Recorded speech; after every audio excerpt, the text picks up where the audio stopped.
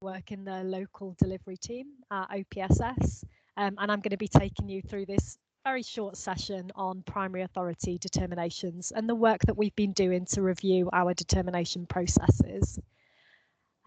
We have had a couple of small issues just getting the slides up on screen for you, but I'm hopeful that that's now being sorted out. So just bear with us for a couple of minutes while we wait for the slides to appear. Oh, thank you, Stuart.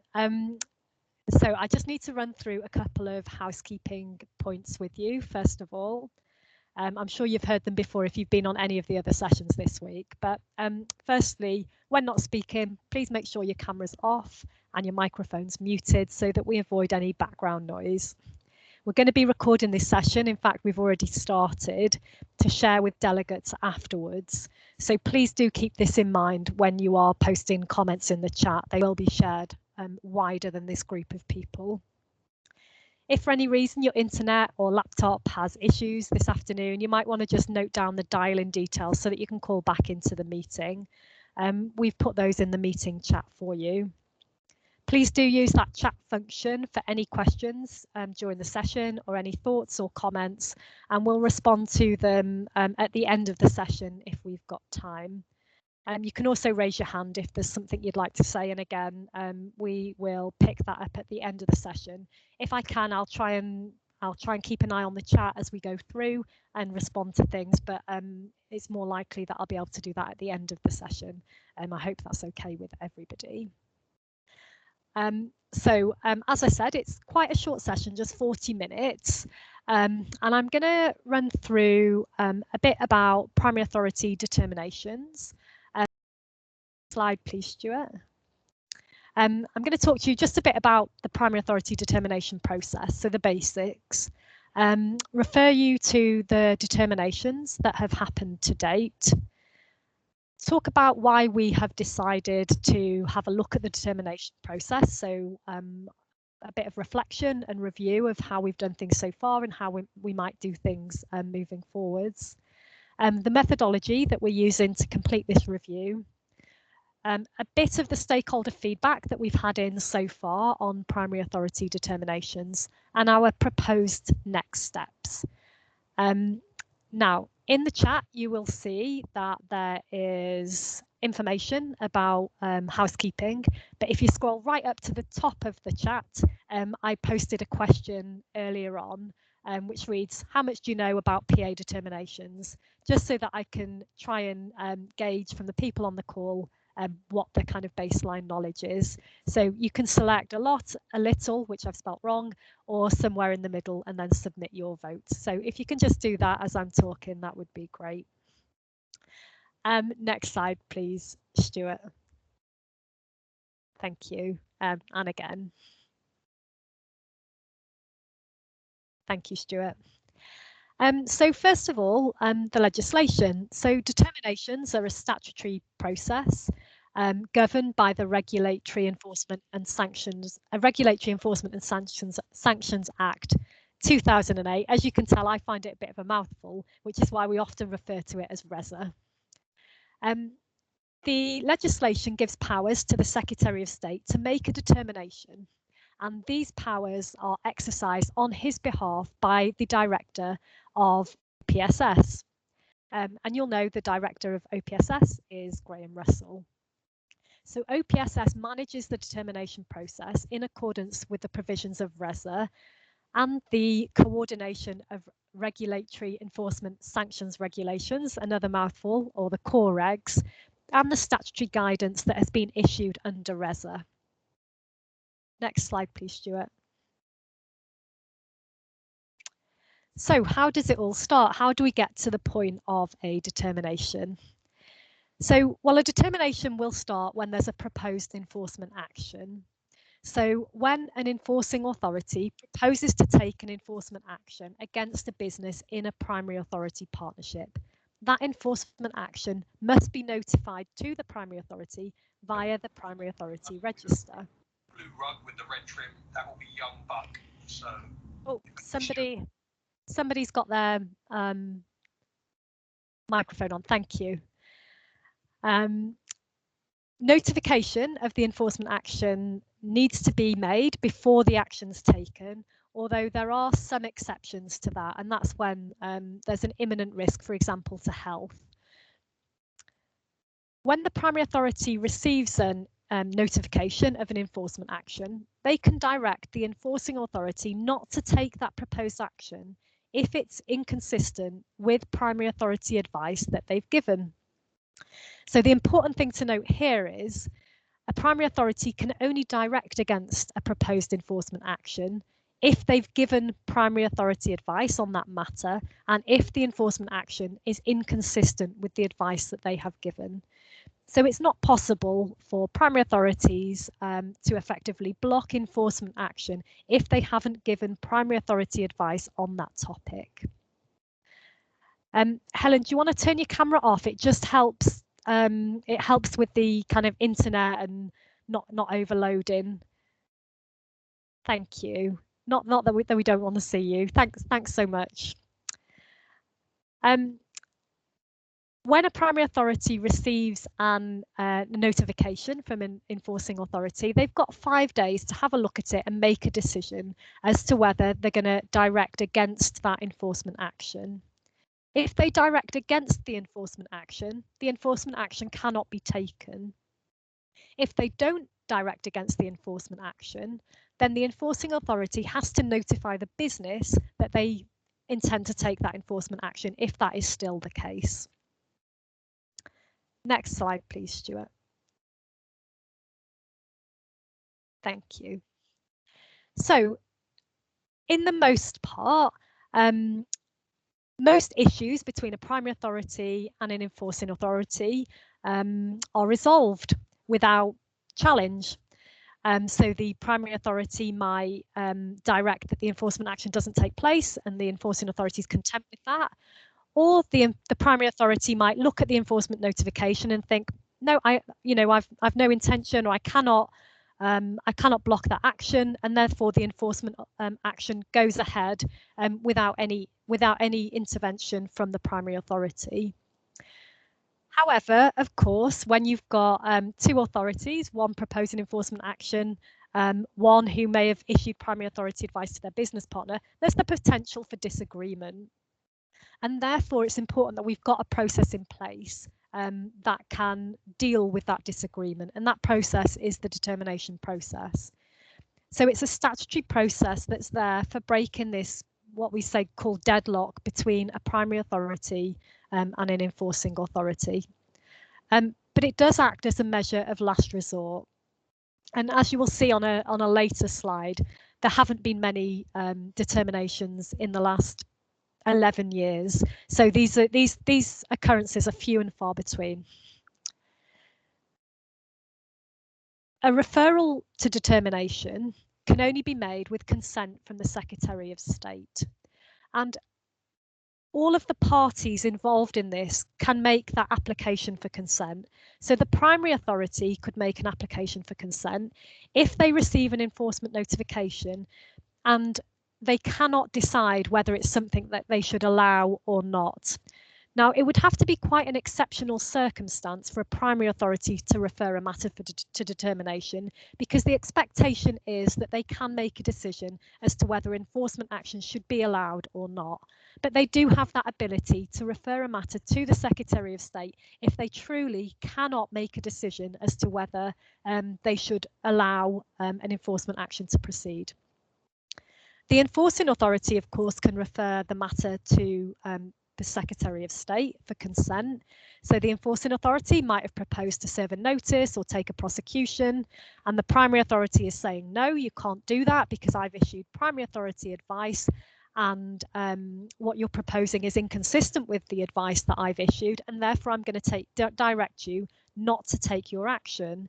So in this case, the enforcing authority might accept that, or they might say, well, no, actually, we disagree. We don't think it's inconsistent, and therefore we want the Secretary of State to look at this to decide whether our action should be allowed or not. And then the third party is the business. So the primary authority might have said, yes, enforcing authority, go ahead, take your enforcement action. But the business might disagree with that. They might think, well, actually, no, we think we've got primary authority advice on this matter, and we think that what's being proposed is inconsistent with that, and therefore we want the Secretary of State to have a look at this. So all of the parties in this situation, the PA, the EA, or the business can all potentially refer a matter for consent to be considered for determination. Okay, thank you, Stuart. Next slide, please.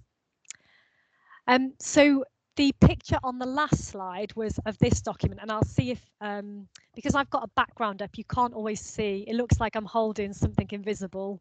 Yeah, and it's going to remain invisible. I'm sorry about that. But the document is called the References for Determination Policy and Procedure, and it's dated October 2018. The web address for that document is just in the left-hand corner of the slide there. And it's the policy and procedure document for determinations.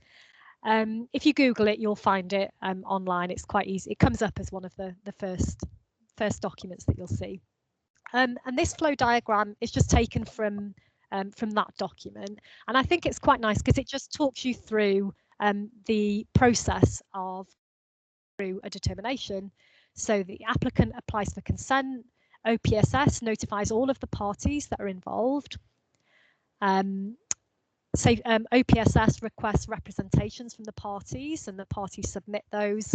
They might ask for more information and then make a decision as to whether consent for determination will be granted.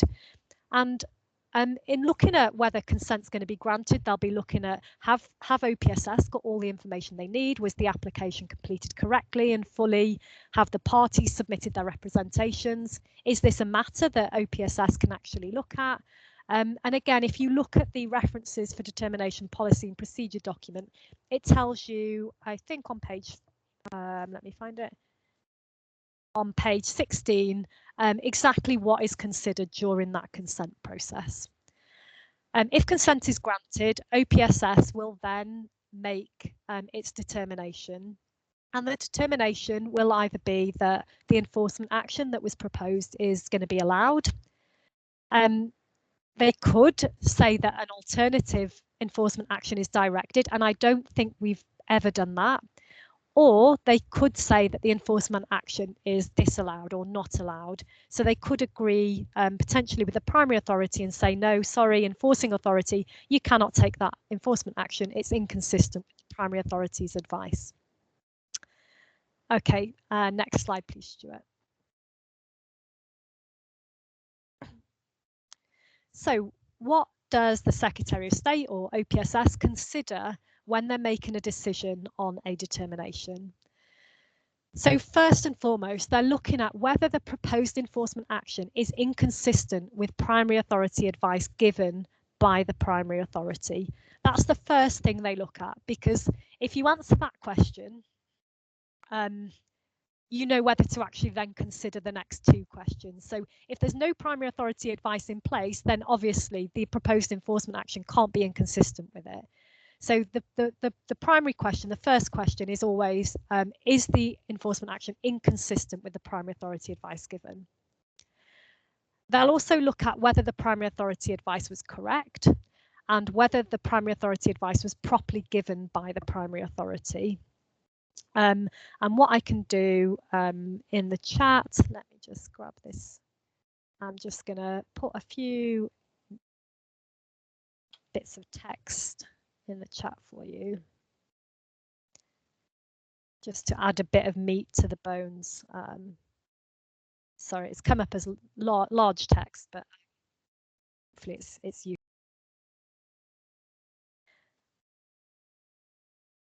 Okay. It's important to know that when OPSS or the Secretary of State is looking at a determination, they're not concerned more broadly with the merits of the case against the regulated person, or either on the facts or on the law. And I think this is an area where sometimes there's a chance of people becoming a bit muddled. they think that when a matter goes to OPSS, there's going to be some kind of legal decision as to whether perhaps the business is guilty or not of whatever the offence is. And that is not something that OPSS can do. All OPSS can do is consider these 3 points and make a determination based on those. They're not looking at the merits of the case. And I think that's really important to remember are going through this process, that you're not going to get effectively a guilty or not guilty decision at the end of it. If a case does proceed to court, obviously only the courts will be able to do that. Okay, thank you, Stuart. Next slide, please. So, determinations to date. So as I said earlier, there haven't been many determinations. Since 2009, when primary authority was introduced, there have been 8. 7 of those have been referred to, I'll say OPSS, but as many of you will know, there have been some name changes, but OPSS. 7 have been referred to us by the enforcing authority, and 1 has been referred to OPSS by a business. As you will see, none have been referred so far by a primary authority that was unable to reach a decision.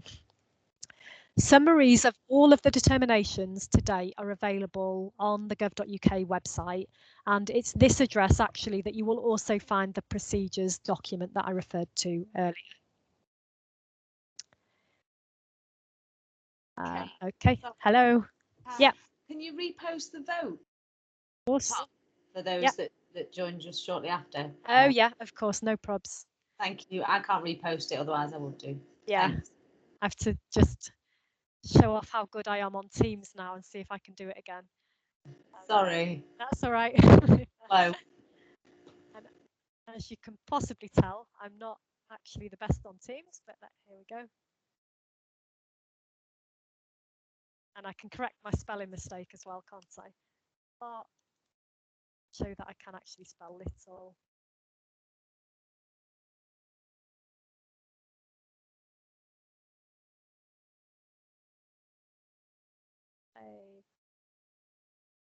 Okay, great.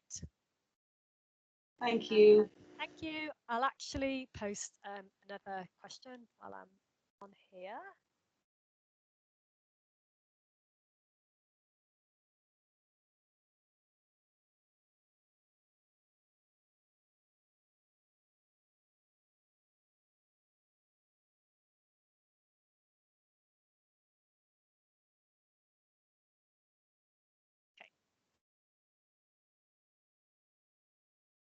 Okay, just another question as well, just again for interest to know whether anybody on this call has experienced themselves of determination, and if so, it'd be really interesting to hear from you later on. So yeah, determinations to date, there have been 8.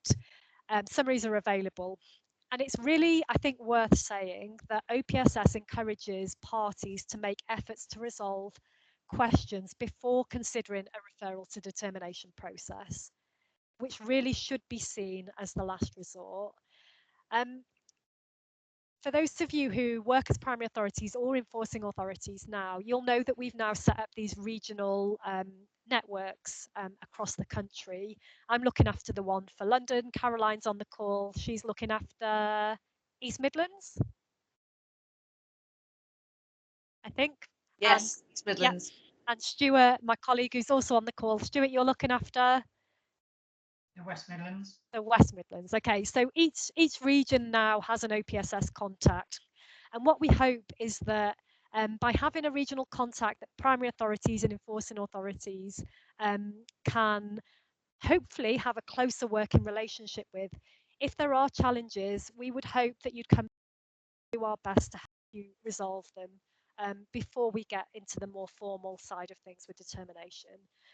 So we really want our team to be there for you if it looks like challenges or issues are emerging. Okay, Stuart, next slide, please. Thank you. Right, so that was some real basics on primary authority determinations. I'm going to now just talk you through a bit of work that we are doing to review our primary authority determination processes. So, in short, we decided that we needed to have a look at primary authority determinations. The scheme's been around for 10 plus years now. We received some feedback from some stakeholders who'd been through determination on kind of an informal basis at events or in discussions, or some people wrote into us. And we thought, actually, there's been a sufficient number now for us to have a good look at this and see what's worked well, what could be done differently. And we decided that it's not sensible for us to just crack on with that on our own. I've never been through a determination when I was working as a PA, so and also I've never worked for a business, so it made sense to us to go out to those who had been involved in determinations, these being the primary authorities, the enforcing authorities, the businesses and the national regulators, to find out how they'd found the determination experience. So we developed questions that we thought would benefit us and really help us focus our review. We wrote to all of the stakeholders who've been involved in determination so far to ask them if they'd like to take part. And we had 7 primary authorities, 2 enforcing authorities, 2 businesses and 2 national regulators all write back and say, yes, we'd like to contribute to this piece of work and give you our views on determination. Now, it's a very small size, as you will appreciate from those numbers. And also, please bear in mind that some of these determinations happened quite some years ago now. So, people move on. It might be that the person who was involved in an authority or business isn't now at that business or authority anymore. So you have to kind of bear that in mind when we're looking at some of the feedback that we received. But our real aim from gathering the feedback was to help us focus our work on the determination process, so that we were being guided by those who'd been through it rather than just looking at it kind of with our own viewpoint. Thanks, Stuart. So we had about 11 questions for our primary authorities and our enforcing authorities and our businesses. And I'm not going to run through 11 questions now because I don't think we've got time to cover them all in detail. So I'm just going to run through some examples of the questions that we asked. So one of the first questions we asked was, prior to your involvement in determination, how would you rate your overall knowledge of the determination process? As you can see, all of the primary authorities, all of the enforcing authorities, and one of the businesses either had some knowledge or little knowledge of determination. One of the businesses had no knowledge at all. So, I'm sure they had a bit of a shock going into it because they knew nothing about it before. And yeah, again, worth pointing out that none of the stakeholders considered themselves to be very knowledgeable when they went into the determination process. Okay, next slide, please, Stuart. We also asked stakeholders, how helpful did you find the OPSS written communications on determinations in your understanding of the process that you were, about to go through? So actually, I will ask a question again here.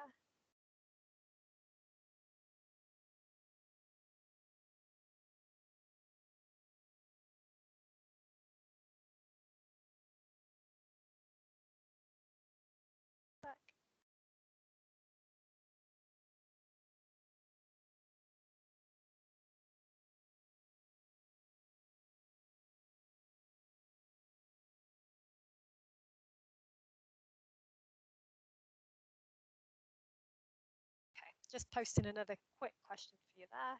It's useful and interesting for us after the event. So most stakeholders had found the written material that's available helpful. 2 of the primary authorities found it unhelpful.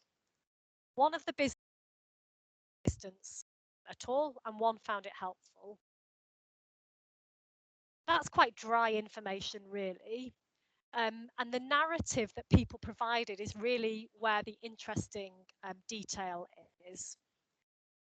So we were given some really useful narrative about how the guidance that's available could be more helpful, and some specific examples of where improvements could be made were provided to us. And I've just given you a few of these quotes here. So one of the stakeholders said the guidance was helpful, but it was also misleading, as it asked for advice and guidance issued by the PA, which led us and our partner to believe that guidance beyond formally issued primary authority advice would be considered. And of course, as I said earlier, only primary authority advice is considered. That's the only thing that a primary authority can use when they're deciding whether to allow or not allow an enforcement action. So this stakeholder found the use of the word guidance in the document confusing. Another stakeholder said that using double negatives and unclear language is confusing and unhelpful. So some pretty straightforward feedback there. And another stakeholder said, well, what's the definition of properly given? There was much more feedback, but that's just a small snapshot of what some of the stakeholders were saying about the written materials that are available. Okay, Stuart, next slide, please. So we asked, do you have any suggestions as to how the consent process and or the determination process could be improved? And all stakeholders made suggestions. Oh, back one, Stuart, please. You're ruining my surprise next. Yeah, some of the stakeholders, one of the stakeholders actually suggested an earlier test prior to sending, prior to applying to the Secretary of State. A number of the stakeholders said that making mediation or predeterminations discussions should be an intrinsic or mandatory part of the process. So most of the stakeholders said that. There were comments about the time frame, so how long the determination process took. So stakeholders suggested that we have a good look at that. They wanted improved communications, including feedback from national regulators, likely timescales, and the opportunity for verbal communication during the process to make sure that their submissions had been clearly understood by OPSS. They suggested that we review the determination guidance, ensuring that it's clear and easily understandable, and providing some worked examples. And one of the businesses alluded to the fact that there's a lack of business knowledge around determinations, and there's a lack of resources available for businesses in terms of the determination process. So they wanted something more specific and business friendly. Okay, thank you, Stuart. So some of the other views that we got in, and as I've said, there was a lot of information, so I can't possibly put it all on the slides or capture it all in this short session, but such as this needs to be more inclusive. There's issues around disclosure of information, and that being contradictory to confidentiality agreements that have been established by a PA. When the determination involves a PA and an EA, then there should be an option for the business not to have to be involved in submissions. A suggestion of an earlier check to see whether enforcement action is inconsistent with the advice issued. So something that removes the need for this formal process. One of the stakeholders said, and there was positive feedback as well as constructive feedback. So this particular stakeholder said good communications with OPSS, they were helpful. However, the process did take a long time, and it was quite clear that the enforcement action was not inconsistent with PA advice. One of the PAs felt there'd been improvements since their determination, and they'd since had OPSS support when there'd been another potential disagreement between a PA and an EA. Next slide, please, Stuart.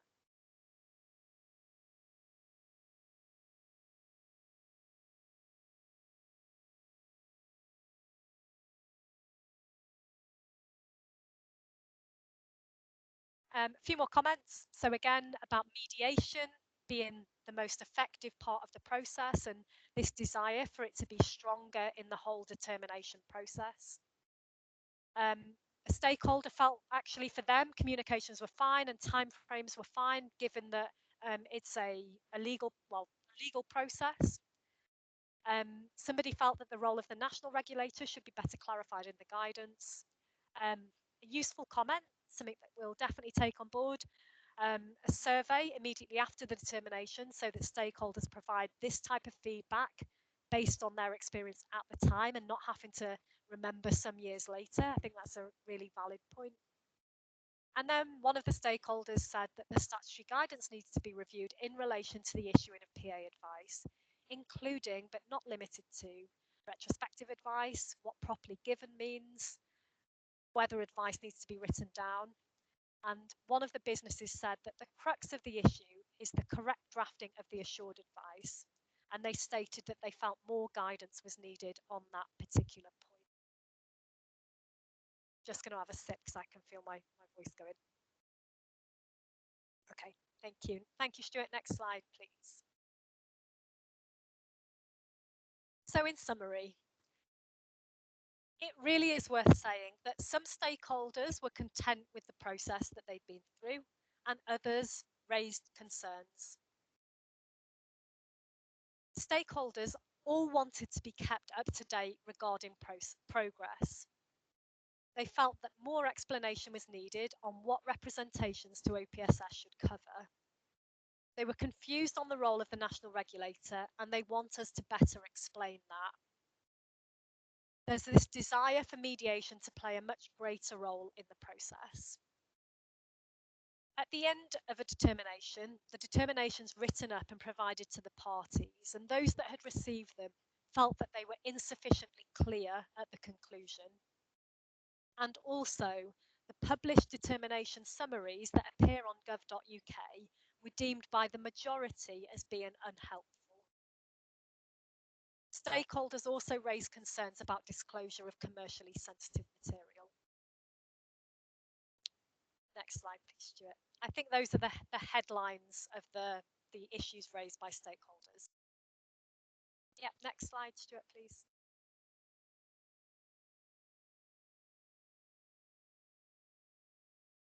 Oh.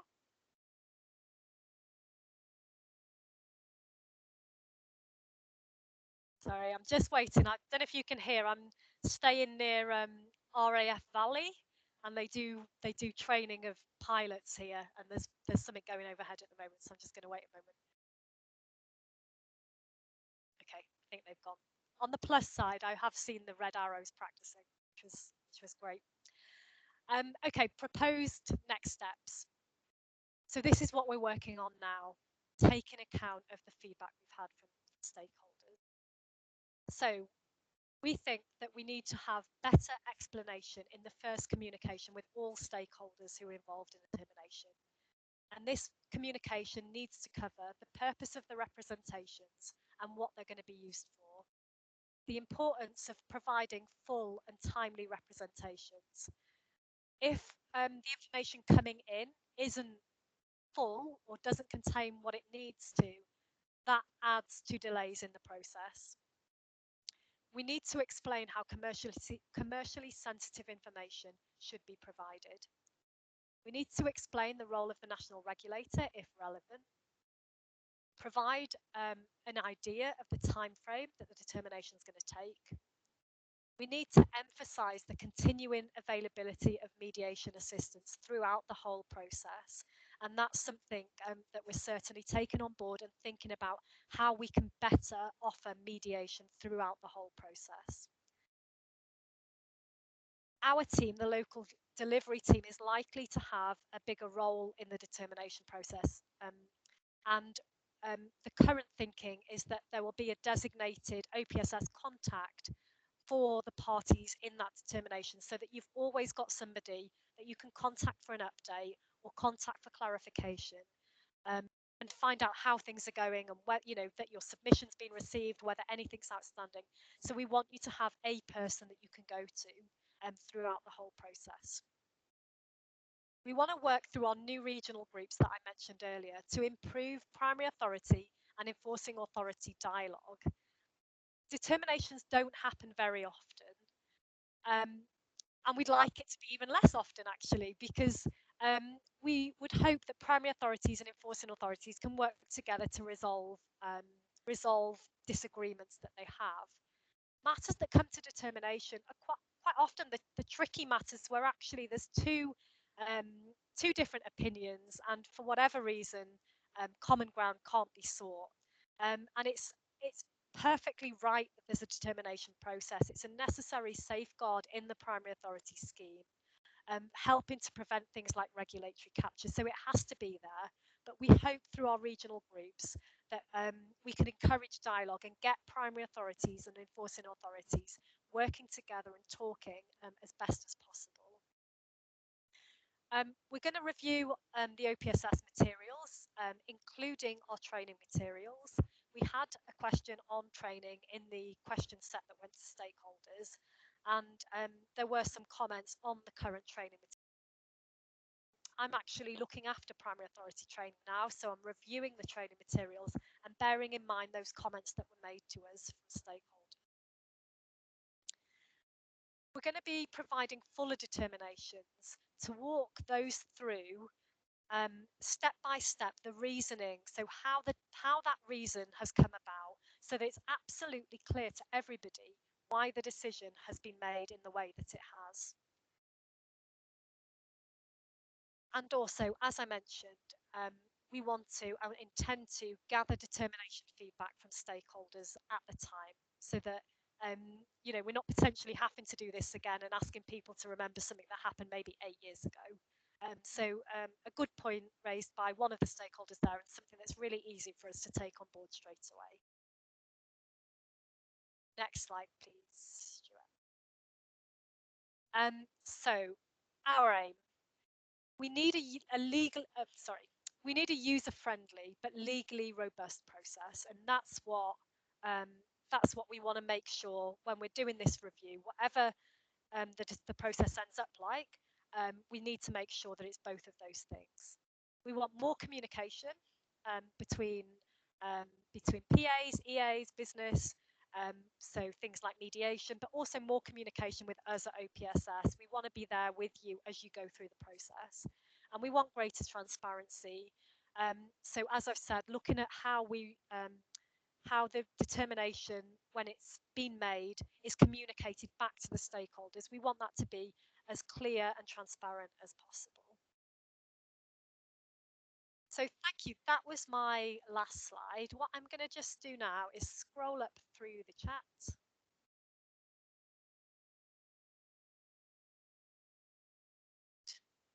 So how much did you know about determination? So most people somewhere in the middle. A few knew a lot, a few knew a little, but most people were somewhere in the middle. Okay. Michelle has mentioned the Greg's Loos. Yep. Helen's been to the dentist. Right. What happens if the EA doesn't advise?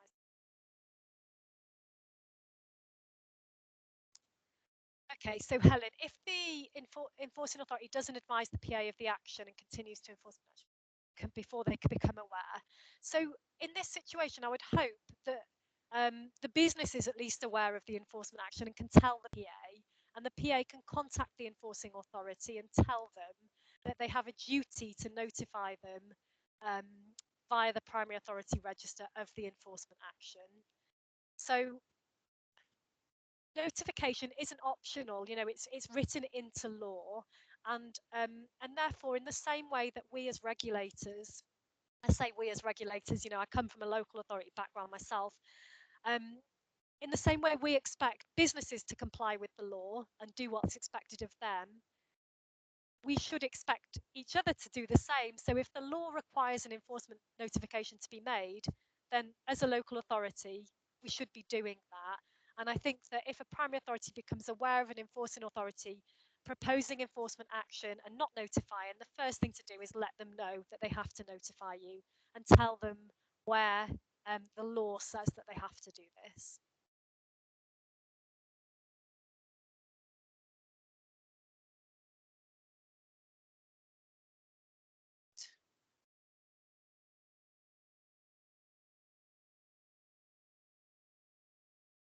So I asked. So most of you hadn't been through determination, but I've got 4 people on the line who actually have been through the determination process, and I know I can't see all the attendees at the moment, but I know at least one person's here who has been through the process and did contribute to the question set and the feedback and provided us with really detailed and really valuable information. So thank you to that person. I'm sure you know who you are. Okay, in terms of the policy and procedure document that's available online, most people knew about that. Well, 60%, 40% didn't know about it. So hopefully, if nothing else today, I've been able to direct you to where you can find a bit more written information on determinations. Is Scotland covered by one of the regional groups? I'm not sure we've got a regional contact at the moment for Scotland. Stuart or Caroline, if you recall differently, can you jump in? But I think at the moment they have been England and Wales. But Yeah, there's 7 regional groups, 1 in Wales and the other 6 in England. In England. Okay, but Stephen, thank you for the question, and I can definitely take that back to our team and find out whether there are any plans for a group in Scotland. And I can contact you directly because I can see your details on this chat. So, so thanks for the question. That's a good one. Mark, hiya, Mark. So Mark's asked, could you clarify if dialogue between the EA and PA will be mandatory before going to determination? And this is something that we've actually talked about because the desire for mediation and communication came through really strongly in the stakeholder feedback. I think one of the challenges is can true mediation ever really be mandatory? Because you have to want to be there to engage in mediation. So is it something you can really make mandatory? I appreciate you're asking about dialogue. I don't think that in terms of being mandatory, set into the legislation, I don't think that can happen. I'm not aware of any regulatory changes. However, we can do our absolute best to make it happen. So whether it's by us being more available, more encouraging, being in touch with all of the parties, having the designated contact, and hopefully, having good relationships with PAs, EAs, and businesses, whether we can encourage that stronger or whether that can be more strongly emphasised in some of the written material is something that we will consider. And it's certainly something, we really want people to be talking. We want people to be able to sort things out before they go down this formal process. But can we make that mandatory? At the moment, I don't think so, but leave that with me, Mark. And if you've got any more thoughts on that, please do write to me. And again, I know you've got our email address. Nick's asked, does the LA have to notify if the area of regulation is not in scope of PA? And the answer to that is no, Nick. You only have to notify if the area is within scope of primary authority. Okay, Helen, thanks. Comment about the national regulator and then being clear about what their remit is. So, so thank you. Yeah, definitely something that we can look at. The national regulators did take part in this, so we've also got feedback from them about their awareness and understanding of PA. So, if there are any issues around understanding in terms of remit, that's something that we can be talking to the national regulators about. Richard, sorry you couldn't vote in the polls. Unable to reach. Oh, sorry about that, Richard. Okay. Richard, it'd be good to share learning points from determinations already made. Yep, good point. Helen's made an offer to you there, Richard. But no, I appreciate your comment there. And I think this is why we want fuller determinations, and we want to revisit the summaries that are published on gov.uk. Because we think, as you quite rightly say, there's learning in every determination. and actually it's much more valuable if everybody gains from that learning, not just the people who were involved in that particular determination. Yeah, Mark, if the EA refuses to engage, it makes life very difficult, and it does work both ways. If the PA refuses to engage, again, it can become very difficult. So yeah, we appreciate that, and we want to do our absolute best to encourage communication and dialogue and mediation. And I hope that through some of our regional working now, that that we'll have some success with that. Okay, we're out of time actually. Right. Yeah, I am sorry. We are out of time. Michelle, I can see you've posted a question, and I'll come back to you directly. To you directly on that. I just need to tell you the next session today, when that is. So the next session today is at 3:15. There's a session on with a tourism theme, and also at 3:15, my colleague Stuart, who's been helping today, is holding a PA MOT session, which I'm sure will be fantastic. I hope that you've got something for the session. I know it's very short, and I hope that you've enjoyed all of the sessions that have been put on this week. We've got another full day tomorrow. So if you haven't signed up and you want to go to any more sessions tomorrow, I will post the email address in this chat after this session. You'll still be able to access it, and you can email and indicate whether you would like to sign up to some more sessions tomorrow. So thank you again for joining me and for your time. It's been really good chat and really good to have you all on. So thank you.